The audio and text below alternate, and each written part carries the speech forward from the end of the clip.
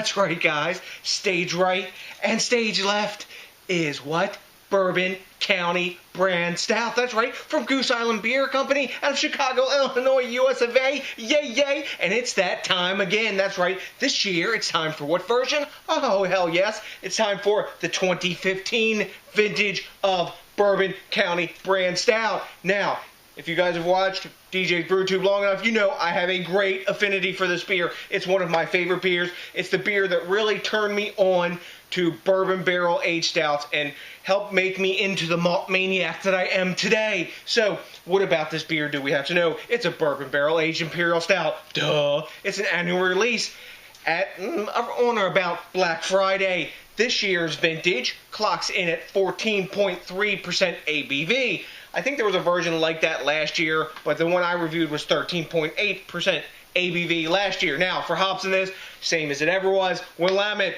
Now, for malt in this is a malt bomb. It's all important about malt bomb. It comes in with 2-row, chocolate, Munich, caramel, roasted barley, and deep bitter black. That freaking rocks. I like that whole malt bill. How do I know? Because I poured it down my neck many times in multiple variants of this beer. And I always put my happy face on. Gave me the hedonic reaction. All that old shit. Anyways, you know.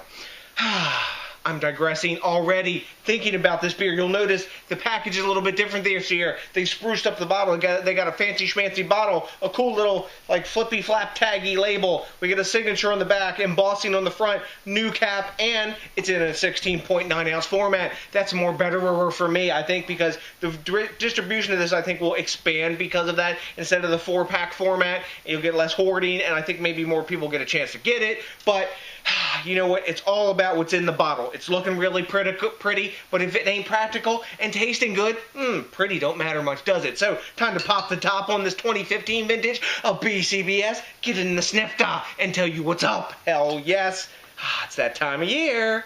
Boom! Big explosion off the top. Obsessively collectible crown, tons of cannon smoke, now the cap's on the floor, no big deal. So, let's get it in the glass. Ooh, still smoke coming out. Now, at time of recording, this beer has been in the bottle exactly 1 month. So, you gotta like that stuff. Yeah, pour it deep, hell yes.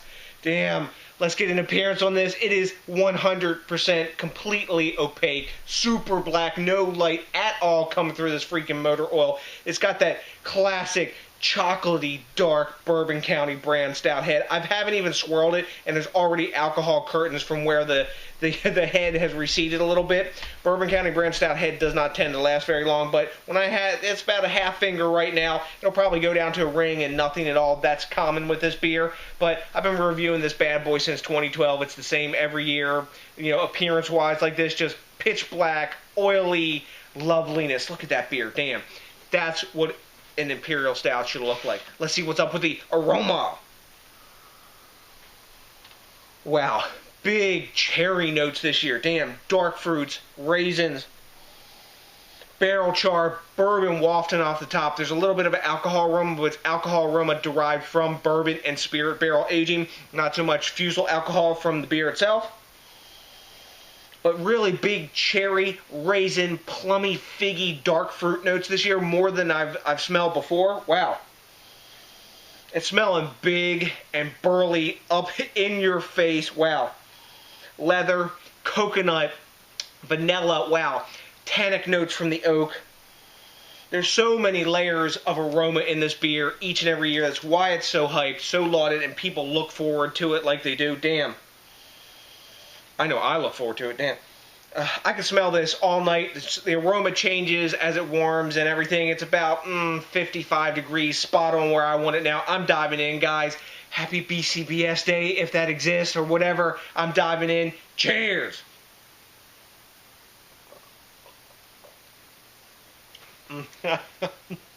Damn. Wow. Look at that glass lacing. Utterly freaking coating like it is every year on the inside of the glass. Wow, when you swirl it now like that, it's like freaking caramel coating on the inside of the glass. That 14.3% ABV is actually quite well hidden in the taste. Warming in the chest for sure. You expect that for this big of a beer. super coaty mouthfeel right up at the front, and the flavor, you get those big dark fruit notes I was talking about. Damn, that's the first time I've gotten that much dark fruit out of this beer. It's almost as fruity in some ways as the barley wine is. But wow, cherries, figs, raisin, caramel, bourbon, of course, chocolate, toffee, layers and layers of flavor. In the back end, a little bit of that like charred cigar sort of note action going on, tobacco. Damn. Wow. For me, this beer and its variants is where the bar was set, and is still being set with this consistency and its consistently well-crafted flavor each and every year. No matter what the ABV of it fluctuates to, it's smooth, super drinkable, spot-on carbonation, velvety, smooth, thick mouth coating, mouthfeel.